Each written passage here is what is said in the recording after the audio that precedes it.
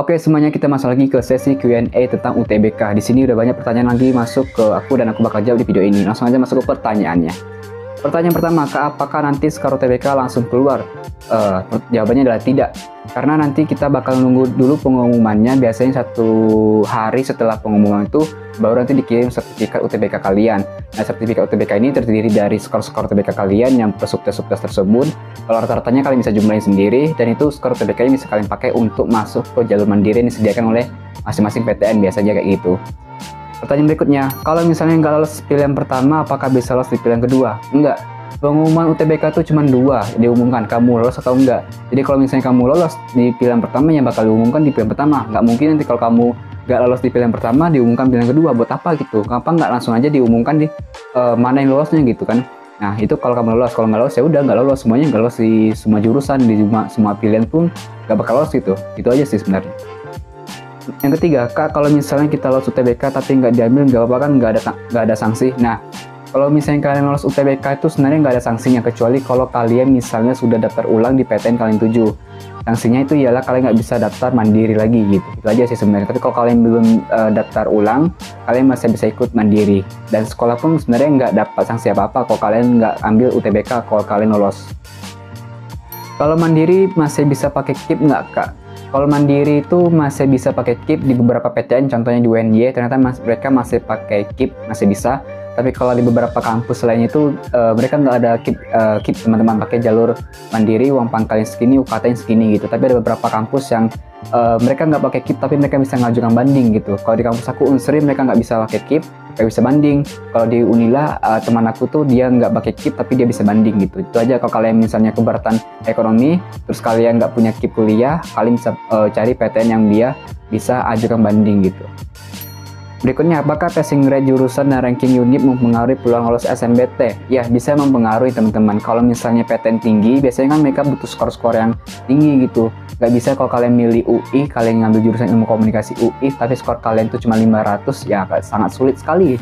Karena UI itu standarnya tinggi, jadi butuh skor-skor yang tinggi gitu ya. Jadi pengaruh banget, apalagi peluang dari pengukuran keketatan jurusan, peminatnya juga itu bakal sangat pengaruh banget. Kalau misalnya peminatnya banyak, ketat daya saingnya, ya bakal sulit juga melawan mereka. Nggak bisa dengan skor yang kecil 500-an tuh nggak bisa, 600-an, 600 ke atas tuh baru bisa melawan mereka gitu. Berikutnya, H- UTBK atau seminggu sebelum UTBK boleh nggak survei lokasi? Ya silakan survei lokasi. Sebenarnya survei lokasi ini tuh memang diharuskan, tapi nggak wajib banget. Karena kalian tuh bisa cari teman kalian yang satu ruangan ataupun teman kalian yang pernah UTBK di sana di ruangan kalian, tapi dia di tanggal sebelum kalian, ya kalian bisa minta Sherlock aja untuk dari teman kalian gitu. Jadi kalian tuh nggak perlu repot-repot mau survei lokasi gitu. Tapi kalau misalnya kalian nggak dapat teman, nggak dapat kenalan untuk survei, ya ataupun kenalan untuk bisa bantu, ya kalian harus survei ke lokasi. Kita harus tahu di mana lokasinya, di mana gedungnya, di mana ruangannya. Minimal tahu gedungnya aja sih, nanti bakal diarahkan oleh panitia gitu teman-teman. Jadi kesimpulannya tuh ini nggak diwajibkan banget. Kalian bisa pakai solusi lain, minta bantuan teman kalian itu Sherlock, ataupun kalian bisa bebas tanggal berapapun datang. Kalau nanti di ujian, hari ujiannya tapi bukan tanggal kamu, boleh datang, tapi nggak bakal dibiarkan ke ruangannya, karena ruangan bakal dipakai paling masuknya di depan fakultasnya aja gitu.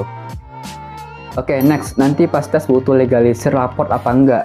Legalisir raport enggak sih sebenarnya, karena ya nggak perlu juga raport ya, karena di sini kan butuhnya skor TBK bukan raport lagi. Kecuali kalau misalnya kalian daftar mandiri, biasanya beberapa PTN itu yang butuh raport lagi teman-teman.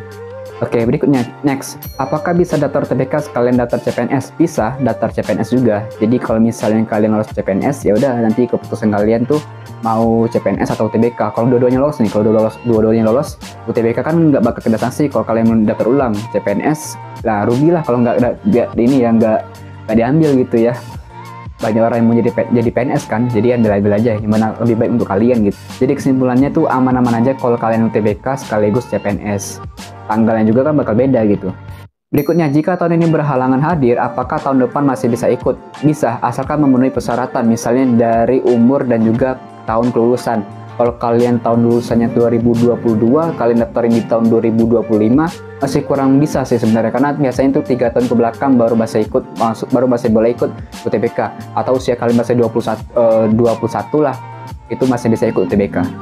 Oke, itu dulu pertanyaan untuk sesi ini. Kalau kalian masih punya pertanyaan lagi, kalian bisa komen aja di kolom komentar teman-temannya. Kalau misalnya aku kecepatan ngomongnya, kalian bisa reply lagi ya teman-temannya. Oke, terima kasih dan sampai jumpa. Bye-bye.